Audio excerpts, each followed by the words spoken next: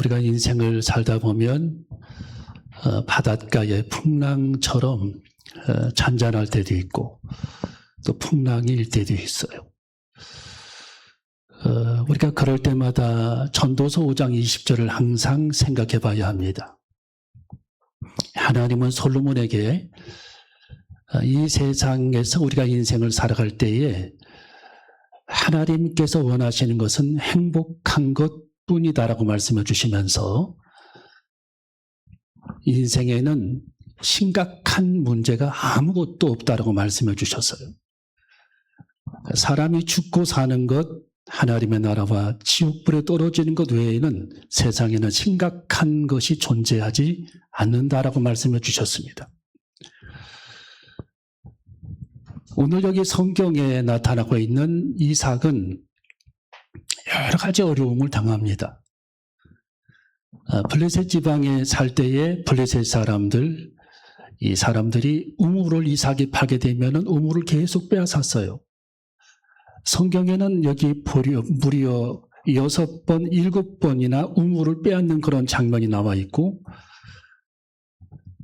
창세기 26장 18절에 보니까 우물을 다시 팠으니 19절에 샘 근원을 얻었고 20절에 그 우물 이름을 에색이라 하였고 또 다른 우물을 팠다고 말씀이 21절에 기록이 되어 있고 22절에 우물을 팠더니 26절에 또 우물, 25절에 우물을 팠다라고 말씀이 기록이 되어 있고 32절에 자기들의 판 우물에 대하여라고 말씀이 기록이 되어 있어서 얼마나 많은 이 이삭이 마음고생을 했는가를 우리가 알 수가 있어요. 굉장한 마음고생을 했다. 여러분, 이 사막에서 우물을 파는 문제는 어려운 일입니다. 이삭은 유목민이기 때문에 양떼들에게 풀을 먹이는 사람이기 때문에 우물이 생명처럼 귀한 것이었어요. 근데 우물을 파놓으면 이 블레셋 사람들이 그걸 메꿔버리고 빼앗아가니까 순수했던 이 이삭이 마음에 큰 근심과 고통을 당하고 스트레스를 받아가지고 사람도 만나기 싫고 두문불출하고 내가 이 세상을 어떻게 살아갈까 고민하면서 괴로워했던 이삭의 모습을 우리는 발견하게 됩니다. 여러분, 그때 하나님께서 이삭에게 나타나셨는데 밤중에 나타나셨어요. 언제 나타나셨다고요? 밤중에 나타나셨습니다. 자, 24절을 읽어봅니다. 24절 시작. 그 밤에 여호와께서 그에게 나타나 가라사대 나는 네 아비 아브라함의 하나님이니 두려워 말라. 내 종 아브라함을 위하여 내가 너와 함께 있어 내게 복을 주어 네 자손으로 번성케 하리라 하신지라. 아멘. 자, 하나님께서 이 밤중에 나타나셔서 이삭에게 하나님은 3가지를 말씀해 주셨습니다. 첫 번째로 하나님께서 말씀하신 내용은 위로하시기 위해 이삭에게 오셨다라는 거예요. 위로함. 여러분, 요즘 사람들이 다 이렇게 위로받기를 원하잖아요. 예. 누가 나를 위로해 줄까? 누가 나를 만나줄까? 예. 누가 내 마음을 알아줄까? 요즘 사람들은 전부 이렇게 위로받기를 원하는 사람들이 굉장히 많습니다. 여러분, 정말 위로가 필요한 사람은 지금 이삭이에요. 이삭은 정말 지금 위로받아야 할 사람입니다. 우물을 다 뺏기고 또 우물을 파야 하고 또 우물을 뺏기고 또 우물을 파야 하고 왜 이렇게 내 인생에 이런 환난과 근심이 있었는가? 심신이 지쳐 있었던 이삭의 모습을 우리는 발견하게 됩니다. 그때 하나님께서 밤중에 이삭을 찾아오셔서 이삭을 만나주십니다. 여러분, 하나님은 살아계신 하나님이십니다. 하나님은 이 우주 만물을 창조하실 때에 하나님의 질서만 봐도 하나님은 살아계시다. 성 어거스틴도 이 세상에 무중력 상태의 지구가 둥둥 떠 있어서 태양 주위를 도는 것만 봐도 이 세상에는, 우주에는 절대자라고 하는 분이 존재해야 이론이 성립한다. 또 이 태양은 엄청난 속도로 은하계를 지금 돌고 있잖아요. 10만 킬로로. 그는 그 태양계 주위로 수금지와 목토 천의 명이 돌면서 같이 태양계를 따라다니면서 은하계를 2억 4천만 년 걸려서 은하계를 한 바퀴 돌는데 2억 4천만 년이 걸리는데 은하계를 향해서 우주를 여행하고 있는 걸 보면 이 하나님께서 얼마나 이 우주를 완벽하게 창조하셨는가를 우리가 알 수가 있습니다. 여러분, 지구를 닮은 별은 화성이라고 사람들이 말을 하는데 화성을 탐사해도 풀 한 폭이 존재하지 않았어요. 과일나무 하나 없었습니다. 하나님은 성경에 이 세상을 하나님께서 이처럼 사랑하사 독생자 예수 그리스도를 보내주셨을 뿐만 아니라 하나님은 산초초목과 과일과 야채, 나무를 통해 산소를 공급해주고 비를 내려 초목이 자라나게 하시고 육지의 모든 오물을 바다로 흘려보내서 하나님은 다시 재생을 시키시는 그런 장면을 우리가 보면 우리 하나님께서 얼마나 이 지구촌을 완벽하게 창조하셨는가를 우리가 알 수 있는 것입니다. 여러분, 하나님은 지혜로우신 하나님이십니다. 누구보다도 지금 하나님께서는 이삭의 마음을 너무도 잘 알고 있었어요. 정말로 위로가 필요한 사람, 하나님의 손길이 필요한 사람, 내가 그를 찾아가지 않으면 누가 그를 찾아가겠습니까? 하나님께서는 이삭을 하나님을 찾아가 주셔서 이삭을 밤중에 만나 주셔서 이삭을 위로하시는 전능하신 하나님, 공감 능력이 있으신 하나님의 모습을 우리는 발견하게 됩니다. 공감 능력. 여러분, 사람이 이 대화를 하다 보면 공감 능력이 없으면 벽에다 보고 대화하는 것처럼 느껴지죠. 대화해보면 벽에다도 대고 대화를 해요. 들은 척, 만 척, 공감하지 않아요. 아이 컨택하지 않아요. 귀를 기울이지 않아요. 진심으로 가슴 아파하지 않아요. 그게 뭐냐? 공감 능력이 없는 겁니다. 공감 능력. 전혀 마음에 사랑이 없는 거죠. 여러분, 하나님께서 이삭은 누구보다도 하나님께서 그의 마음을 지금 잘 알고 계셔서 가장 고통스러워하는 이삭의 모습을 하나님께서 내려다보시면서 그를 밤중에 찾아오신 그 하나님. 여러분, 이 세상을 살아가는 데에 공감 능력을 좀 많이 키워서 대화하는 데에 대화다운 대화를 하고 눈을 마주치며 어떤 고민이 있는지 어떤 염려가 있는지 좀 들어주고 상대방 얘기를 좀 들어주고 대화할 수 있고 같이 기도할 수 있고 같이 아파할 수 있는 그런 공감 능력, 이것을 우리는 하나님을 통해 배워야 할 줄로 믿습니다. 여러분, 누가 이 고통당하는 이삭을 위로해 주었어요? 아무도 그를 위로할 사람이 없었어요. 여러분, 엘리야가 노뎀나무 아래에서 하나님, 내가 주의 일을 하는데 어려움이 많습니다. 죽을 고비를 넘겼습니다. 이세벨 왕후가 나를 죽이려고 합니다. 나는 천신만고 끝에 지금 여기까지 달려왔습니다. 하루 길을 물을 마시지 못한 채 걸어왔습니다. 하나님, 여기까지 오니 하나님 내 생명을 거두어 주시옵소서. 여러분, 하나님께서 엘리야에게 찾아오셨습니다. 그래서 그를 어루만지며 물을 공급하고 하나님이 떡을 대접하면서 엘리야에게 새 힘을 불어넣어 주시면서 그를 어루만져 주시는 하나님의 공감 능력을 우리는 배워야 할 줄로 믿습니다. 여러분, 우리는 사랑이 풍성해야 하죠. 공감 능력. 요즘에는 사랑이 메마른 시대, 성경의 말세에는 사람들에게서 사랑을 찾아볼 수 있겠느냐? 하나님께서 말씀해 주셨어요. 예, 사랑이 없는, 다른 사람들의 얘기에 귀를 기울이지 않는, 들어주지 못하고 얼굴을 바라보지 못하고 이해하지 못하고 들으려고 하지 않는 그런 시대에 우리는 살고 있다라는 겁니다. 여러분, 이 시대에 하나님께서는 찾아와 주셔서 이삭을 위로해 주셨어요. 여러분, 우리는 위로받기 위해 전에 위로할 수 있는 그리스도인이 되어줘야 할 줄로 믿습니다. 내가 누구를 위로할까? 내가 오늘 어떤 사람을 위로할까? 내가 만나는 사람을 어떻게 받아들일까? 어떻게 품을까? 어떻게 그들을 위로하고 새 힘을 불어넣어줄까? 예수님을 통해 위로를 배울 수 있는 엠마오로 가는 두 제자를 우리 주님께서 얼마나 위로하셨습니까?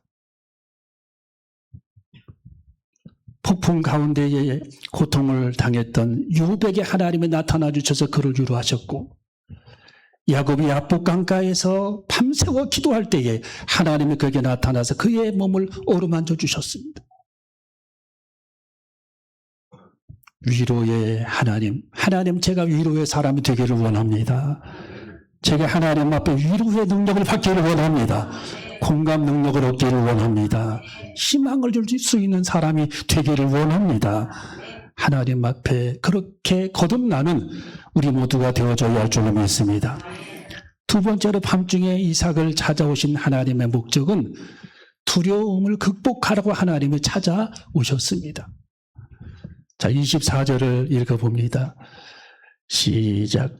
그 밤에 여호와께서 그에게 나타나 가라사대 나는 내 아비 아브라함의 하나님이니 두려워 말라. 내 종 아브라함을 위하여 내가 너와 함께 있어 내게 복을 주 내 자손으로 번성케 하리라 하신지라. 아멘.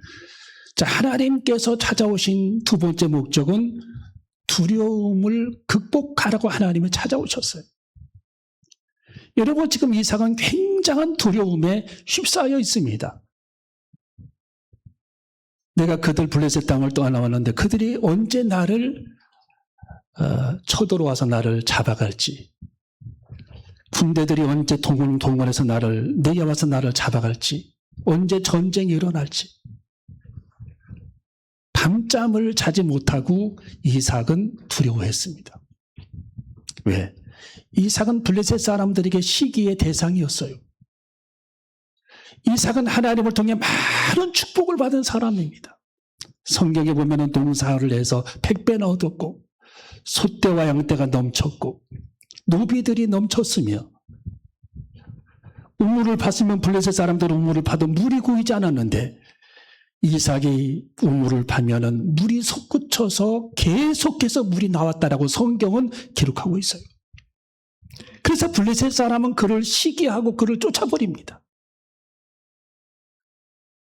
여러분, 이삭은 언제 그들이 나를 찾아올지, 밤중에 언제 그들이 나를 습격할지, 이삭은 심히 마음이 두려웠습니다. 그는 두려움에 몸서리치고 떨었어요. 그때 하나님께서 이삭에게 나타나 하나님이 말씀하시기를 아브라함의 하나님이 두려워 말라. 내 종 아브라함을 위하여 내가 너와 함께 있어 내게 복을 주어 내 자손으로 번성케 하리라 하신지라. 하나님께서 이삭에게 찾아와서 두려움을 극복할 수 있도록 하나님의 신뢰감을 허락해 주셨습니다. 여러분, 이삭의 아버지 아브라함도 비슷한 사건을 성경에 만납니다. 이 아브라함이 자기 종들 318명을 데리고 자기 조카 롯을 구출해내기 위해서 전쟁터로 뛰어들어갑니다. 소돔성 전쟁터. 뛰어들어 자기 조카를 구출을 하고 잃어버린 모든 양떼를 건져옵니다. 그런데 이 아브라함은 오늘 본문의 이삭처럼 두려움에 휩싸이게 돼요. 왜? 그들이 분명 보복할 것이다. 뭐 할 것이다? 보복할 것이다. 그 두려움에 아브라함이 휩싸이게 됩니다. 여러분 성경 창세기 15장 1절에 보니까 이후에 여호와의 말씀이 이상 중에 아브라함에게 임하여 가라사대 아브라함아 두려워 말라 나는 너의 방패요 너의 지극히 큰 상급이니라. 하나님께서 아브라함에게도 나는 너의 방패가 되어주겠다라고 말씀해주고 계십니다. 하나님은 우리들의 인생의 방패가 되어주시겠다. 여러분 모세가 죽고 난 다음에 모세의 종 여호수아는 극심한 그런 두려움에 휩싸여 있습니다. 모세의 후계자로 지도자가 되었어요. 그는 가나안 땅을 정복해야 합니다. 그런데 정복할 방법이 없습니다. 백성들은 오합지졸이고 말을 듣지 않습니다. 군대를 편성을 했지만 조직적이지 않았어요. 그런데 하나님께서 여호수아에게 나타나셨습니다. 여호수아 1장에 보니까 6절에 마음을 강하게 하라 담대히 하라 너는 이 백성으로 내가 그 조상에게 맹세하여 주리라 한 땅을 얻게 하리라. 오직 너는 마음을 강하게 하고 극히 담대히 하여 나의 종 모세가 내게 명한 율법을 다 지켜 행하고 좌로나 우로나 치우치지 말라. 그리하면 어디로 가든지 형통하리니. 이 율법책을 내 입에서 떠나지 말게 하며 주야로 그것을 묵상하여 그 가운데 기록한 대로 다 지켜 행하라. 그리하면 내 길이 평탄하게 될 것이라. 내가 형통하리라. 내가 내게 명한 것이 아니냐. 마음을 강하게 하고 담대히 하라고 말씀해 주십니다. 여러분 하나님의 뜻은 약한 마음이 아닙니다. 하나님의 뜻은 마음을 강하게 하는 것이 하나님의 뜻이라고 말씀해 주십니다. 여러분 마음을 강하게 하시기를 바랍니다. 담대히 하시기를 바랍니다. 하나님은 3번씩이나 여호수아에게 강한 마음, 담대한 마음을 가지고 가나안 땅을 정복하라고 말씀해 주셨습니다. 오늘 하나님께서 이삭에게도 너는 두려워하지 말라. 하나님께서 창세기 15장 아브라함에게도 너는 두려워하지 말라. 성경에는 365번이나 두려워하지 말라고 말씀이 기록이 되어 있습니다. 어떤 분은 하나님은 1년 내내 365일 동안 두려움을 극복하고 두려워하지 말라고 말씀해 주시는구나. 여러분 그 문제 여러분이 곤심하는 그 문제를 두려워하지 마시기 바랍니다. 염려하지 마시기 바랍니다. 내려놓으시기를 바랍니다. 하나님께서 오늘 여기 성경에 보니까 함께 하시겠다고 말씀해 주셨어요. 내가 너와 함께 하여 주겠다. 자, 하나님께서 이삭에게 3번째로 마지막 말씀하신 내용은 축복하시기 위해 이삭에게 오셨다라고 말씀해 주고 있습니다. 자, 창세기 26장 24절, 25절을 읽어봅니다. 시작. 그 밤에 여호와께서 그에게 나타나 가라사대 나는 내 아비 아브라함의 하나님이니 두려워 말라. 내 종 아브라함을 위하여 내가 너와 함께 있어 내게 복을 주어 내 자손으로 번성케 하리라 하신지라. 이삭이 그곳에 단을 쌓아 여호와의 이름을 부르고 거기 장막을 쳤더니 그 종들이 거기서도 우물을 받더라. 아멘. 여러분 하나님께서 이삭에게 오신 3번째 목적은 이삭을 축복하시기 위해 오셨다라는 거예요. 한번 따라해볼게요. 이삭을 축복하시기 위해. 이삭을 하나님께서 축복하시기 위해 이삭에게 오셨다라고 성경은 말씀해 주고 있습니다. 내가 너와 함께 있겠다. 내 자손으로 번성케 하겠다. 라고 하나님께서는 약속해 주셨습니다.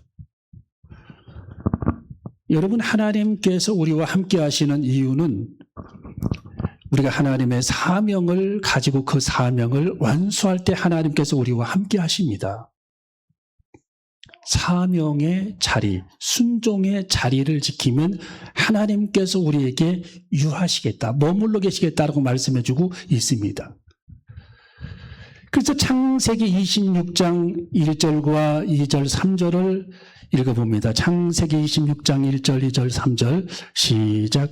아브라함 때에 첫 흉년이 들었더니 그 땅에 또 흉년이 들매 이삭이 그랄로 가서 블레셋 왕 아비멜렉에게 이르렀더니 여호와께서 이삭에게 나타나 가라사대 애굽으로 내려가지 말고 내가 내게 지시하는 땅에 거하라. 이 땅에 유하면 내가 너와 함께해서 내게 복을 주고 내가 이 모든 땅을 너와 내 자손에게 주리라. 내가 내 아비 아브라함에게 맹세한 것을 이루어 4절 마지막 시작.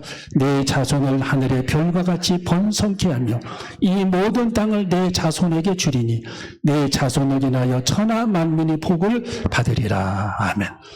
그러니까 네가 이 땅에 유하면 에집트로 내려가지 아니하면 네가 순종하면 이 모든 땅을 너와 내 자손에게 줄 것이고 두 번째로 맹세한 것을 이루어 줄 것이고 세 번째로는 하늘의 별과 같이 번성케 할 것이고 네 번째로 모든 땅을 내 자손에게 줄 것이며 다섯 번째로 너로 말미암아 천하 만민이 복을 받으리라.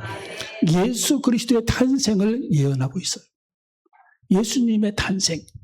네가 하나님의 사명을 감당하고 사명의 자리에 머물러 있어야 예언하신 예수 그리스도께서 이 세상에 오셔서 온 인류를 구원하게 되실 것이다. 사명의 자리에 머물러 있다면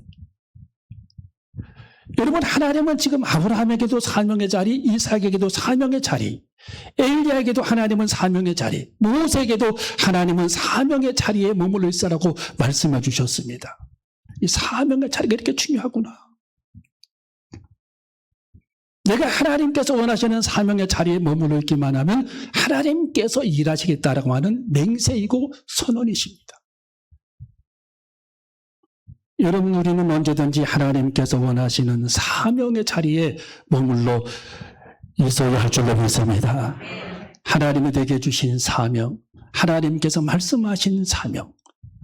여러분 예수님의 제자들은 사명을 감당하기 위해 자기 목숨을 순교의 제물로 드렸습니다. 하나님은 엘리사에게도 사명을, 우리 예수님은 옆구리에 못자국을, 손바닥에 못자국을 보여주시며 도마에게 사명의 자리로 돌아올 것을 명하셨어요. 여러분 예수님의 제자 베드로에게 우리 예수님께서는 음식을 대접한 이후에 베드로를 조용히 불러서 말씀하십니다. 네가 정말 나를 사랑하느냐? 그렇다면 너는 내 어린 양을 먹이라고 말씀해 주십니다. 따라해볼까요? 내 어린 양을 먹이라. 하나님의 복음을 전하는 사명의 자리를 떠나지 말라고 말씀하셨어요.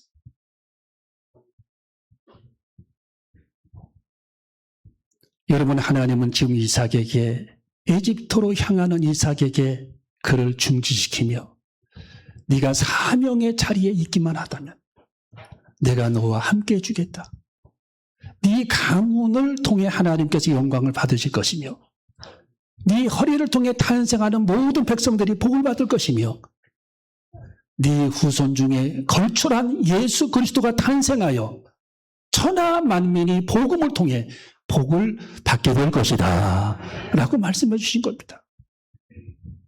여러분 우리는 하나님께서 내게 명하신 사명의 자리, 그 자리를 기쁨으로 잘 감당해내서 이 세상에서 하나님께서 예비하여 주신 축복을 상급으로 받는 저와 여러분이 되시기를 주님의 이름으로 축원합니다.